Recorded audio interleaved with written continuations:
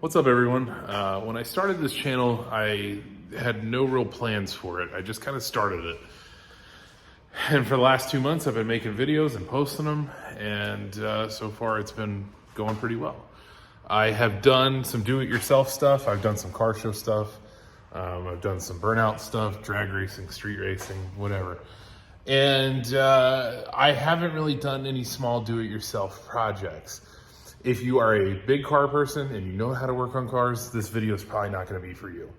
If you are somebody who's learning cars and you want to learn something simple that could really change how you feel about a car, this video might be for you. So on my 03 Z06, if you press the trunk lid button to open, it just lifts a very small amount. So let me do this right now.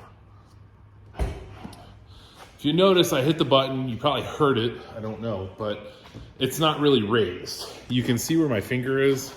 I can't really get to where I can open the trunk lid. So that's annoying, especially when you've got your hands full of stuff and you hit the button on your fob and it doesn't really open. But at the same time, on a hot day when it's cold, these shocks tend to work a little bit better. But when it is hot, these will not stay up at all. It just right back down every single time.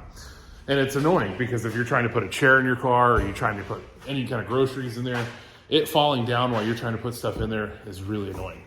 So I'm gonna make a small, simple video on how to just replace your shocks and make it easier to open your trunk lid. Every time you press the button, it should raise up about that much now. So you can get your fingers under there and open it. So there's one on the passenger side and there's one on the driver's side. And that's what this video is gonna be about, something so simple. And I'm not just making the video just for Corvettes. A lot of cars have hatches. A lot of cars have hoods with those. If your hood won't stay up and it doesn't have one of those prop levers, it's probably the shocks. If you have a hatch on a car that won't stay up, it's probably those shocks. These little shocks are so easy to do, and yet they cost nothing. And a lot of people are just don't know how or too lazy to do them, whatever. But this is what this video is gonna be about.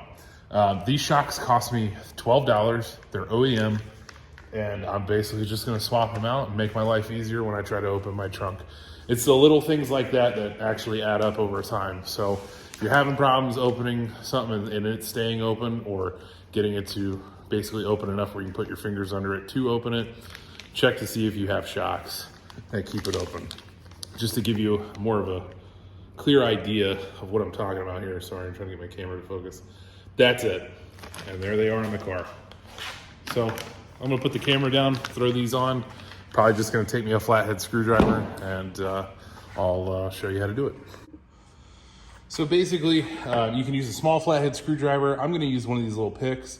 They're great. I just need to slide it right here behind this clip, pull out on it, and you can even do it with one hand. I'm trying to hold the trunk lid open at the same time, so it makes it a little easier. So there, I pulled it out, popped it off. Same with the bottom. So I'm gonna use my arm to kind of hold the trunk lid open. I'm gonna slide this down in here and pop it off. So there you go, it's that easy.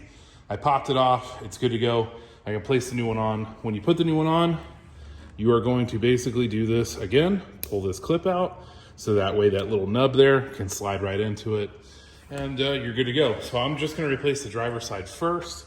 That way it'll hold the trunk lid open, if it's strong enough, to replace the passenger side, so I don't have to hold it up with my hand while I'm trying to do this. So a good thing to note too is look at how you took it off.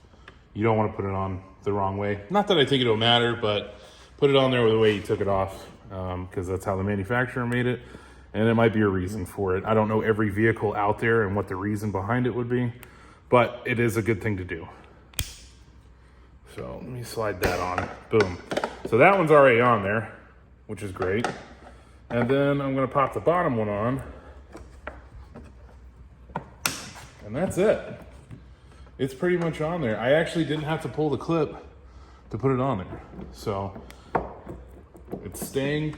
Now the trunk lid is completely up, and now you gotta put a little effort into it to close it. I'm gonna go ahead and do the passenger side, same step, just obviously the other side. All right, now they're both on, and it took me all of about 2 minutes tops, and that was trying to make this video at the same time. So if you get one of these old ones and you're having like trouble struggling with it, that little clip right there you see at the end, break it off. It doesn't matter. You're throwing this away anyway. Pull it out with a screwdriver. Some of them might be tough because they've been sitting for a while, but you can yank it out. It's not a big deal. And the new one I noticed just pressed right on, popped in. I have had shocks where you had to pull the clip and then set it on to the nub itself in the place that it has a groove on that nub. But these, they just popped right on, clip moved itself out, it's seated, and now my trunk opens and closes great. And I actually have to put a whole lot more effort, you can see, into just opening and closing it. So that's great. I actually haven't had that strong on any car, I don't think. So those shocks are actually pretty good. I'm gonna go ahead and close it, and I'll show you what I mean about making all that difference, because when you popped it originally, you couldn't get your fingers under like I showed you. And now, there you go. So now I have a much larger gap. And I'm sorry, I'm trying to get the view here. And I'll take another video of it so you can see. So. All right, just to give you an idea, I'm gonna go ahead and close it just like that. And now when I press the button, it should pop up even higher. There you go.